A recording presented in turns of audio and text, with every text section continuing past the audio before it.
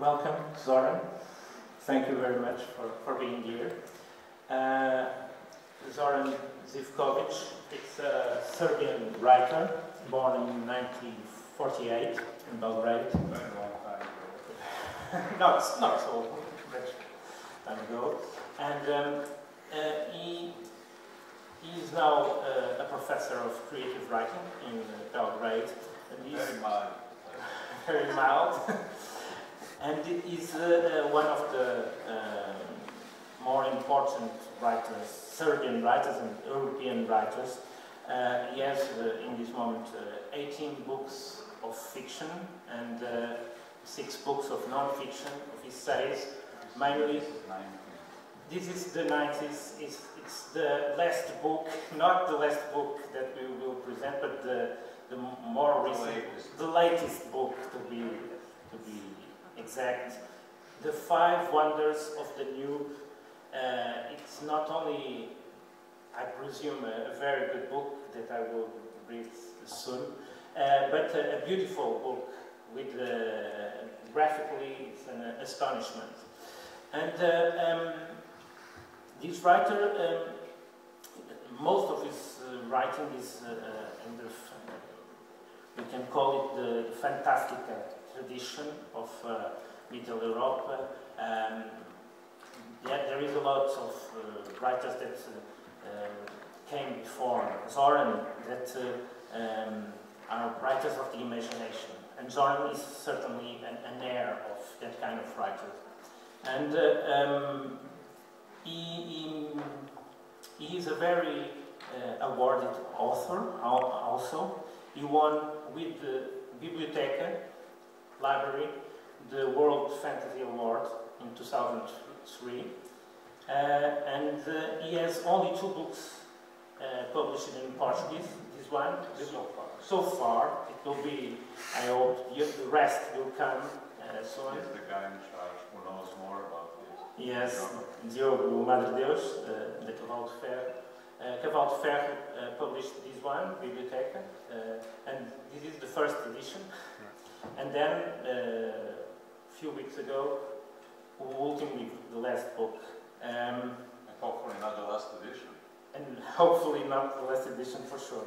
And Zoran is also, several times he was shortlisted for the Impact Dublin Literary Award, one of the most important literary awards in the world.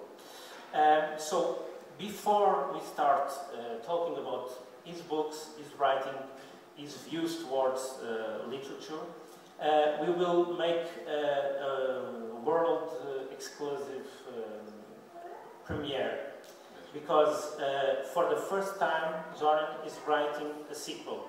Usually he doesn't write sequels, but he's in this moment writing the sequel to the last book. Actually, I'm teaching my students that one of the greatest sins a writer can commit is to write a sequel. And now I'm secretly writing a sequel. So you're a sinner. I'm a great sinner, the greatest sinner in the art of literature. So maybe before you even read the last book, you will hear the beginning of the sequel, first in English.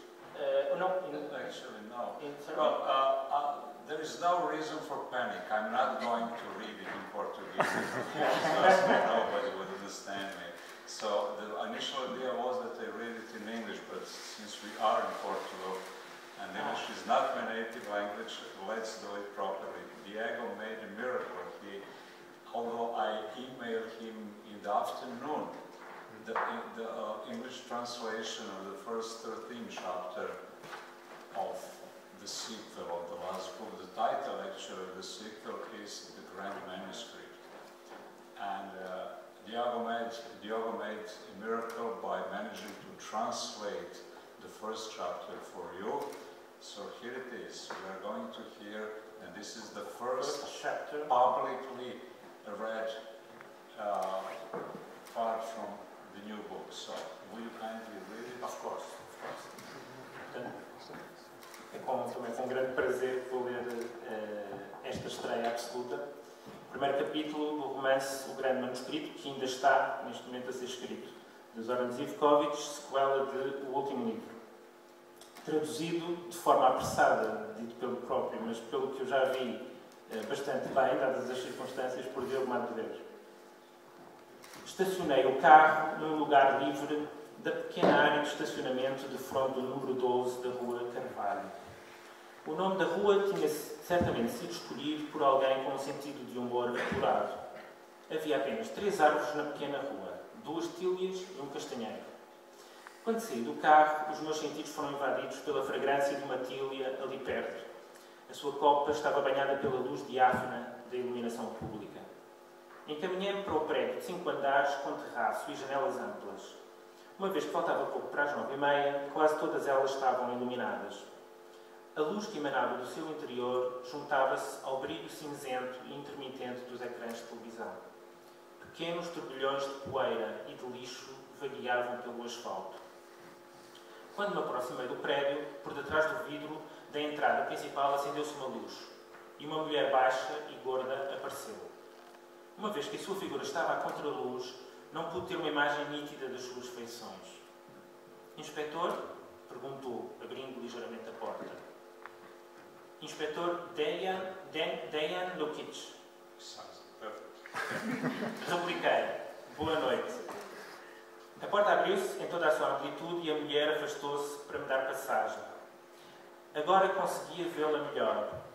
Apesar do seu aspecto jovem, passava seguramente dos 40 anos. Farripas de um cabelo vermelho curto encaracolavam-se pelo seu pescoço abaixo até chegarem ao duplo queixo proeminente.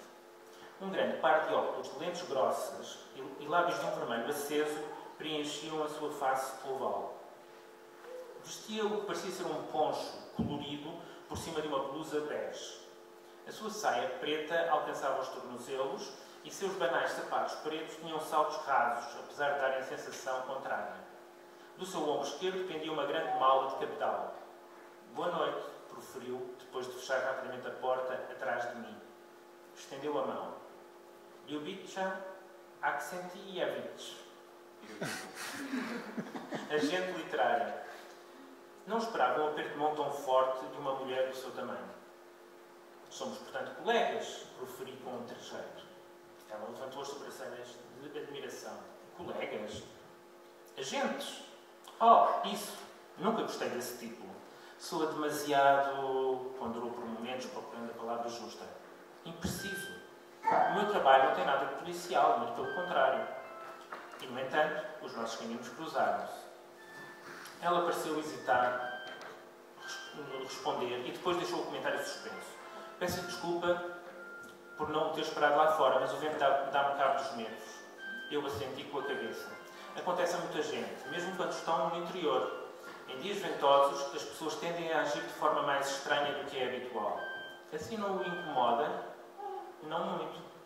Sinto-me mais descansada. Se o vento me incomodasse como me incomoda a mim, sentir-me-ia culpada por o ter chamado com um tempo destes. Não se preocupe com isso. É sempre melhor para todos quando a polícia é chamada desnecessariamente. Os cantos da sua boca levantaram-se ligeiramente. Espero que seja este o caso, apesar de, se a sua intenção for a terminar a frase, foi interrompida pelo súbito apagar da luz na entrada. Se eu me tivesse movido para procurar o interruptor na parede, à esquerda, nada teria acontecido.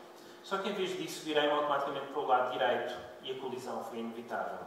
Primeiro, após ter batido com a sua cabeça no meu ombro, ouviu-se na escuridão a interjeição "Oh!", logo seguida de um "desculpe", acompanhado por um leve lamento de dor, quando o salto dos seus sapatos esmagaram os dedos do meu pé esquerdo. Teria feito um buraco nos meus sapatos caso estivesse a usar saltos altos. Seguido pelo perdão dela. Finalmente a luz acendeu-se. Ficámos alguns momentos mergulhados num silêncio desconfortável, evitando olhar um para o outro. Ela aproveitou para esfregar o tornozelo dela com a ponta dos seus dedos curtos e eu não me coibi de olhar para o meu pé dorido. Vamos embora, propôs ela por fim. Sem esperar pelo meu consentimento, contornou-me e dirigiu-se para o elevador ao fundo da entrada. Tanto à esquerda quanto à direita, portas envidraçadas iam ter aos apartamentos situados no resto do chão.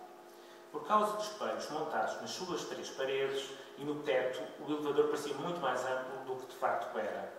Quando ela ergueu o dedo para pressionar o botão do 5º andar, fiquei desconcertado ao ver o mesmo gesto multiplicado ao meu redor.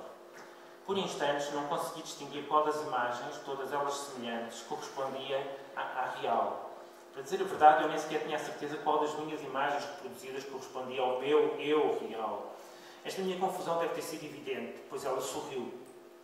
É ainda mais desagradável quando se está sozinho. Evito sempre apanhar este elevador quando não estou acompanhada. Prefiro as escadas, apesar de não estar nas melhores condições físicas para as subir. Fico sem fogo logo após os primeiros 48 graus. Mas é assim com os fumadores. Você não fuma? Não. É claro, o inspetor da polícia deve estar em excelente forma. Quase todos os meus colegas fumam. Alguns deles são até grandes chaminés. Eles não têm de lidar com subir escadas. Usam o elevador sempre que possível, mesmo os psicadélicos como este. Ela abriu a boca para replicar, mas não teve tempo. O elevador deteve-se suavemente e, quase sem qualquer ruído, a porta abriu-se atrás de mim. Hesitei por breves segundos e depois saí às arrecuas. Se tentasse virar naquele espaço exíguo, teríamos arriscado chocar um contra o outro de novo. Ela saiu logo atrás de mim e fez sinal para a sua direita. Por este lado. Antes de segui-la, espreitei por breves instantes para o outro lado. O elevador estava situado a meio do corredor. No final deste, duas portas estavam viradas uma de frente para a outra. O mesmo repetia-se no lado oposto. O chão estava totalmente coberto por uma carpete vermelho escuro e grandes vasos de flores brancas tinham sido colocados ao lado de cada uma das 4 portas. Em intervalos regulares, cada uma das paredes tinha 4 motivos vermelhos que, pelo menos para um olhar distraído, não pareciam reproduzir nenhuma imagem em concreto. A menina Živković deteve-se à frente da porta da esquerda. Uma pequena placa em plástico, com o número 15, estava colocada por cima do buraco para espreitar, situado a meio desta. Foi necessário um pouco de tempo para a menina Živković encontrar na sua mala o molho das chaves. Continha pelo menos 15 chaves de tamanho e formas diferentes. E decorreu um minuto inteiro, primeiro que ela encontrasse a chave certa. Aqui está ela, disse, entregando-me a mim. O molho chocalhava por debaixo da chave. Abre você mesmo. Introduzi a chave no buraco da fechadura. Entrou até metade. Empurrei-a com mais força, mas não conseguia ir mais fundo que aquilo. Tentei girá-la para o lado esquerdo e direito, também sem sucesso. Retirei-a da fechadura e inspecionei-a. Pareceu-me inteira. Tem certeza que a chave é esta? Perguntei. Absoluta. Recordo-me sempre onde ponho cada uma das chaves. Esta é a 7ª a contar do final. Observei a argola que continha todas as chaves. O final de que lado? Do lado esquerdo, replicou confiante a menina Živković. Virei a argola na minha mão. O que há instantes tinha sido o lado esquerdo, era agora o lado direito. Esperei que ela dissesse alguma coisa e, ao ficar em silêncio, perguntei-lhe: importa-se que tente outras chaves? Faça favor. Mas tenho a certeza... Não chegou a acabar a frase porque mergulhámos uma segunda vez na escuridão. Fazia ainda mais escuro que na entrada do prédio. No resto do chão, uma leve claridade da iluminação pública penetrava pelos vidros da porta. Aqui, apesar da janela deste lado do corredor ser larga, não era de grande ajuda, pois dava para um lado do prédio sem luz. Ambos podíamos ter tentado alcançar o interruptor da luz na parede, mas depois da situação de embaraço vivida momentos antes e 5 andares abaixo, permanecemos os dois imóveis, cada um esperando que o outro tomasse a iniciativa de acender a luz. E um de nós dois o teria sem dúvida feito, se entretanto algo não tivesse estalado nas nossas costas. Logo imediatamente depois, um rosnado profundo e ameaçador ressoou pelo corredor. E acabou. It's not fair!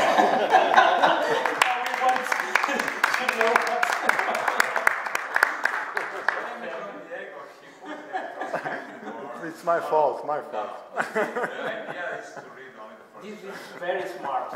It's a very smart move because now we will. This is a cliffhanger. Should be smart. Yes, because now we want to know what will happen But next. a bit of patience. Yes. A couple of more years. And you have been translated for 12 languages, I think. Actually, 21. 21. I have as much as 61 foreign editions of my books. We believe that the place where the last book is the most popular, there are actually 2 places. One is Italy. Italy, yes. It's for Several editions. almost 1.5 years on the bestseller list. It is sold in the meantime, which it was absolutely amazing. This is not typical for me at all. I'm a low print run writer. My average print run in Serbia is about 2,000 copies. What happened in Italy is a miracle. They sold for 1.5 years nearly 30,000 copies. The other place you would never guess where it is. Even if you do, could you imagine, do you have any idea where the last book is extremely popular? Just Iceland? Give me a kind. No, Iceland. Any other idea? Brazil? No, it will be published in Brazil in about a month. So it didn't have a chance to become popular there. Hopefully it will. Just in South Korea. In South Korea. 3 books of mine have published so far in South Korea, and for some obscure reason, which is very flattering and I'm honored for that, are very popular. So all of them have elements of humor, and humor, as we all know, is parochial. So what is funny in one part of Belgrade should be funny in another part of Belgrade. If you manage to make laugh people on the other part of the globe, that's a miracle. So my first book that appeared in South Korea was the novel The Book. So not the last book, but the book. It is a satirical novel in which the books themselves tell their sad story about living in the human world. It is actually a comical necrologue to the last days of the books. So there is a new sort of... Many years before the e-book. Actually, it was written in 1999 in the most inappropriate moments. You might probably remember that was the time of the NATO when they bombed Serbia at that time. My way to avoid that constant bombing and very traumatic experience was to go in the opposite direction, to write something very comical. And I wrote, it was a sort of my personal resistance movement. I just wrote my most comical novel, The Book. Because while writing it, I was also laughing. And I desperately needed laugh in order to survive very bleak and dark surrounding. So I didn't realize it at the moment while I was writing it. Only years later, it suddenly came to me that it was not just a mere coincidence, that there was a reason why precisely in those moments I had written the book. So that book, my Korean, South Korean, to be sure, not North Korean, South Korean agent, emailed me a photo of a gentleman, South Korean gentleman, sitting in the metro, reading book and laughing aloud. That was one of the greatest compliments I could possibly ever get for my fiction, but by far, may I just say another more thing which is not related. I would like to tell you a brief anecdote about probably the greatest award I will ever get for my fiction writing. About 3 years ago, I got an email from a gentleman from somewhere in the United States. He is a teacher in the high school. And he used to do something occasionally, let's say once in a month. He reads a story to his students. One of the pupils in his classroom was an autistic boy who, ever since he started to go to the school, never ever spoke a single word. And he, for some reason, he decided to read a story of mine, the first story with which a mosaic novel begins. The title of the mosaic novel is 7 Touches of Music. The first story is Whisper. It is about a class of 5 autistic children and a very strange impact the music has on them. And he just read them the story, and at the end of the class, an adult came to pick up that autistic boy and to take him to another classroom. He did it at that time as well. On the end of, when he was about to leave the classroom, he returned, looked at his school teacher and said, "Thank you," for the first time. It was such a shocking experience for me when I learned it, and at that moment I realized that there is no bigger award I could ever get for my writing. Incredible.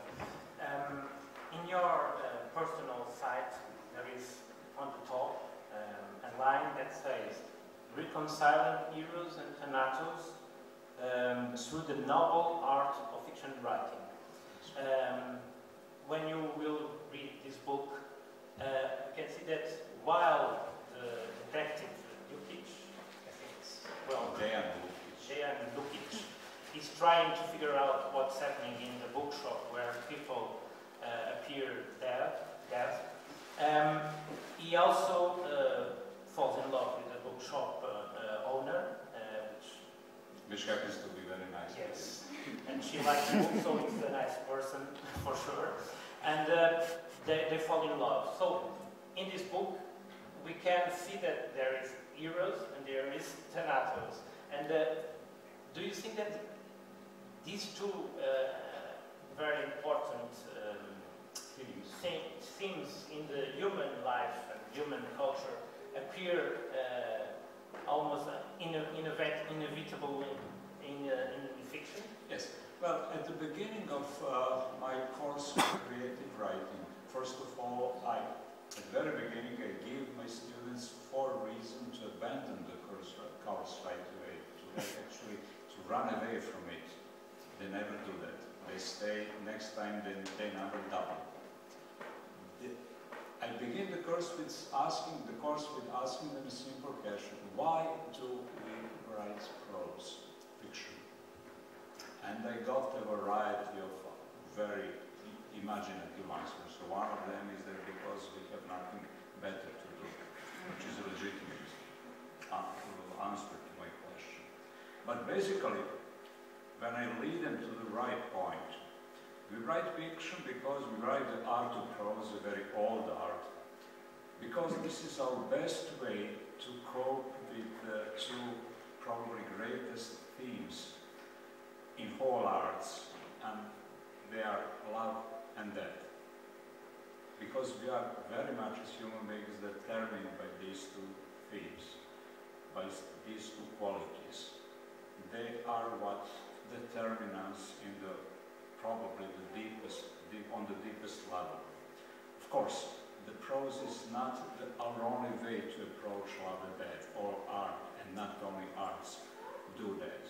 But we can penetrate to the very essence of the problem of these combined 2 forces that fully determine us as human beings, only and only through prose. So the entire art of prose is actually the art of writing about love and death. So I purposefully chose that subtitle to my official website just to put. It encapsulates all. It covers everything, hopefully. It covers everything. And I will. Sometimes, on the other hand, sometimes I'm accused for being, how should I put it, from being over-ambitious about writing about ultimate things in prose. But I survive this criticism. But a writer should be ambitious, no? Well, no. We have to be ambitious. Depends on the writer. I happen to know some writers who are over-ambitious, but they're not very good writers. Yes. That is the problem. Yes, and there is a line in the dialogue when I think it's the name of Vera that is talking to Dejan, and she said, they talk about modesty. The fact that the writers usually are not very modest. I know many writers, and I don't know, I'm not a single modest writer. Yes, but some should be modest. Before going on, I will explain a little bit these delicious in the very literal sense of the word. But maybe before you start, I should add that I was extremely honored and proud to see that last year in Porto, they put on stage the 4th part of the library, a story titled Infernal Library. And the Infernal Library, if you didn't have a chance to read this book, which is not a mortal sin, of course, and this is something that you always can do later, is what happens with those who don't read while they're alive, what happens with them when they come to be be properly punished in the hell. So be careful what you do about reading. We have in Portugal a thing called Plano Nacional de Leitura. It's a national plan for the increasement of promoting reading. And I think that these short stories should be given to people to scare them and don't lie. My risk is that I'm accused as an advocate of the devil, so I'm not. Imagine. This story is one of the stories, but there are other. Every story has to do with the idea of different kinds of library. And there is one story that it's about a writer that discovers on the internet that a site has his future bibliography. The future books that he will someday write, or at least the possibility, because he has 9 possible lives. In one, he will write 6 books, in another 17, but he has all his future life there. He has a glimpse of that, and then he loses it. Then there is 2 short stories that are about the, I would say, the malediction of literature, because one poor guy receives every single day a new volume of the same book on the mail. So he begins to be entrapped in his own house by the books that keep coming, the same book. Then there is a book that don't go away. Somebody wants to get free of a book, and it keeps coming back. It's a nightmare. And the only way to get rid of the book, you should read. No, please don't spoil it. Don't spoil it. There is only one way. How to get rid of a book that keeps coming back. Whatever you do, it comes back, and it spoils. It is a paperback edition, and the guy has all very luxurious editions, so other books are, well, very expensive. Yes, yeah. It's an alien, it's intruder in his library, and he's trying to get rid of it. Whatever he does, it gets back. Until, at the very last moment, he finds a very, very peculiar way. But I stop myself here. It's very funny, because it's a book of imagination, but of irony, a lot. So I would say it is a very tasty solution. Very tasty. I agree. There's another short story where someone goes to a library at night and discovers that there is all humanity life stories. Each human being has each life that was ever lived or will ever be lived can give us a book, a story. So there's a full account of his life is there. It's like a library of souls, of lives. Let me ask you in this connection, in this regard, something. If you happen to enter such a library with containing books only of human life, or of real human lives, whoever lived from the time immemorial, what would be the first book that you would be curious to see? That's true. Because we have definitely to see the very truth about ourselves. Well, I might be tempted to see some other books as well. But unfortunately, you have only one chance to enter the library. And then there is another short story that is, I would say, yes, it's like the dream or nightmare, I don't know, of every writer, because it's a single book that can be any book. So it's a single book that's, and it's very like Borges, like you know, the book was written in early 2002. At that time, there wasn't even an idea of digital readers, e-readers. Now they told me that they foretold actually in paper form. Nowadays, because that book it's an e-book reader. Actually, because we can put everything in the same. Yeah, with the catch when you open a book, you can on the moment you close it, it disappears. It disappears. While it is open, it is there. You have to do something with it. Yes. And the writer gets that. Suffering the writer's block by that. Yes, but what I want you to talk a little bit about is these are great ideas, concepts for short stories. There are a lot of good ideas in your works. I remember, for instance, the reading glasses that turned the pages blank. It's really a great idea. Where did they come from? I wish I could answer that question. You know, what I'm going to tell you, you will probably find unbelievable. But when I start writing a book, I have no idea what it will be about.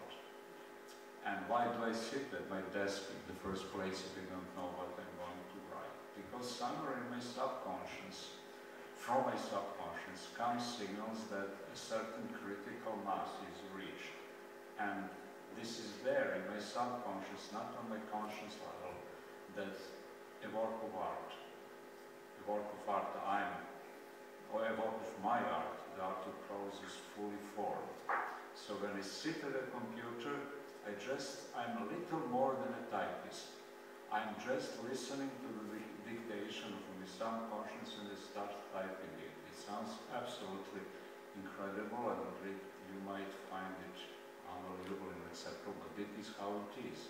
So there is no plan, no preconception, no premeditation. I'm just in full sense a subconscious writer.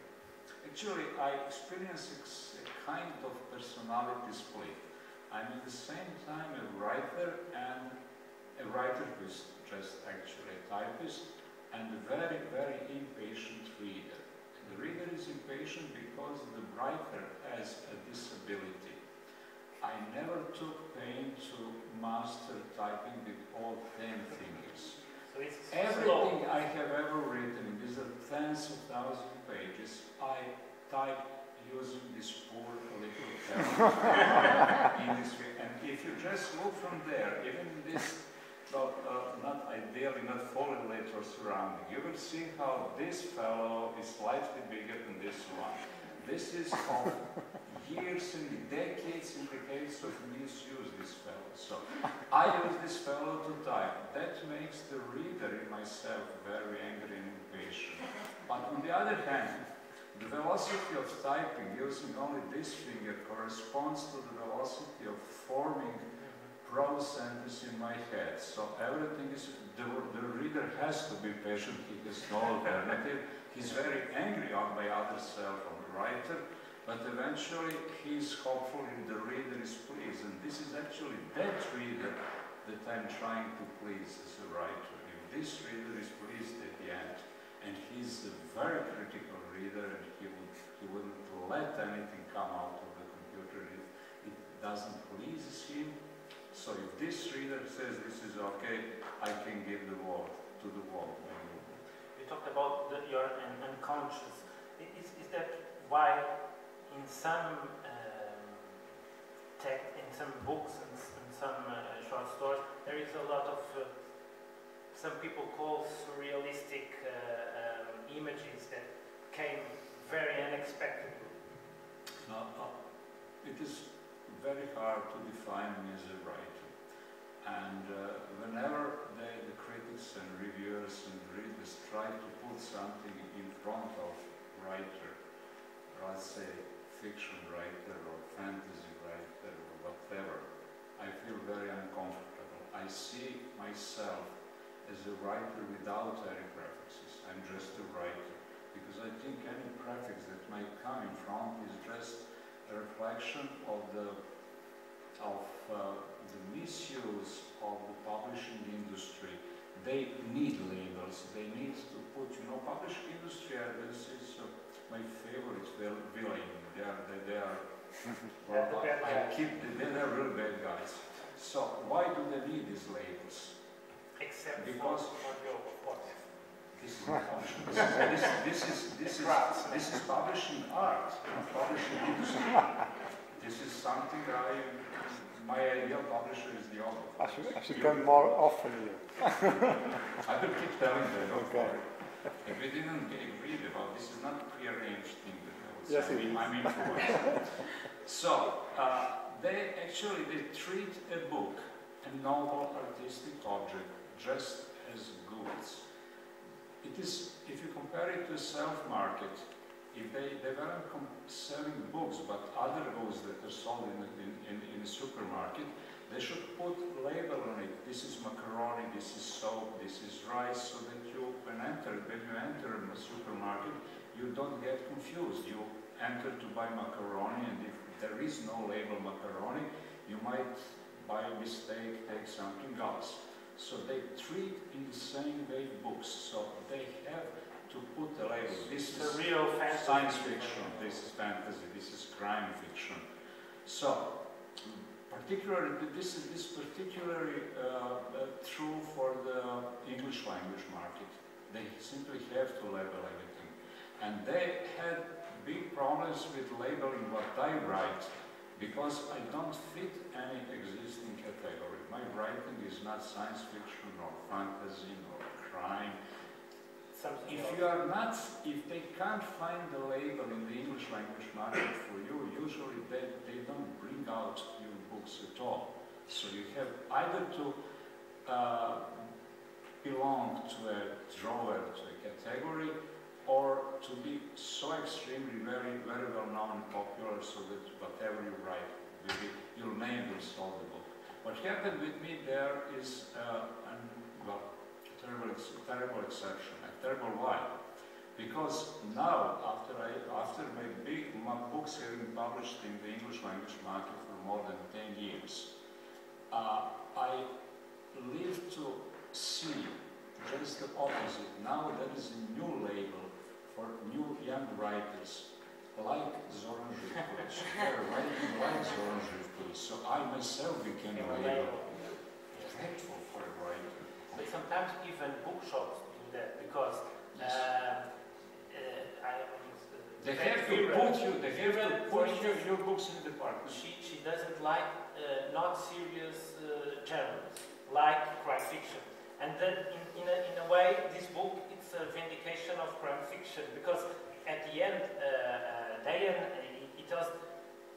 it tries to prove that crime fiction can be a serious genre. Absolutely, but this is something that Umberto Eco did 30 years ago, with the name of the rose. He also used purposefully the pattern, the model of a thriller to tell a very, very important and powerful story about how the Renaissance was born.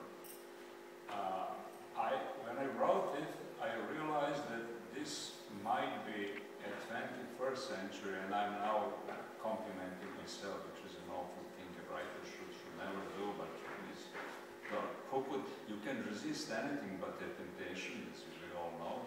So this might be how Umberto would have written the name of the rose if he were written it in the 21st century. So maybe I'm complimenting myself too much.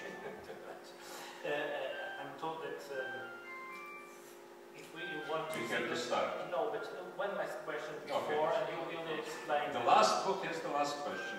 Yes. These books, it's not your only theme, of course, but in these two books, the books are real heroes. Real heroes.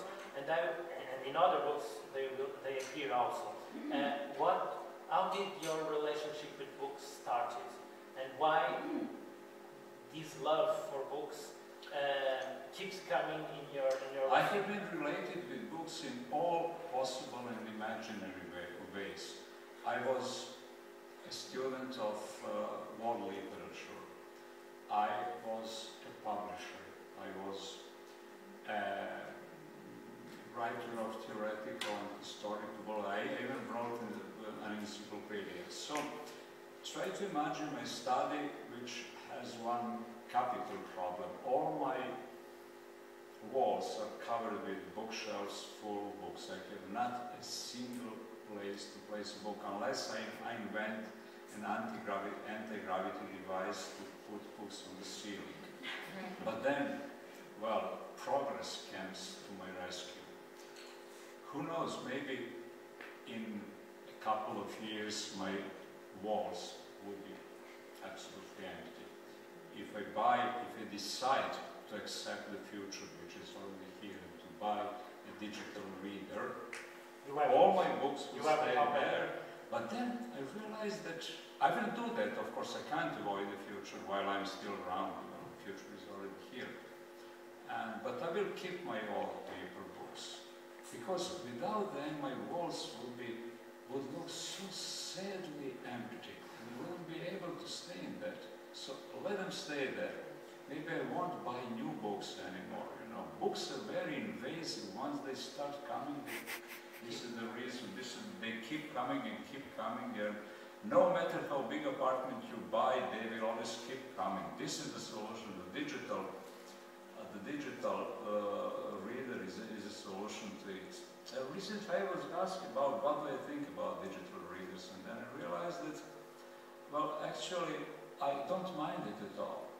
It is not the point where you are going to read the book. It is point what you are going to read, because the War and Peace will be a masterpiece even in a simple paperback edition, in a very luxurious edition, and on the digital reader, on the Kindle.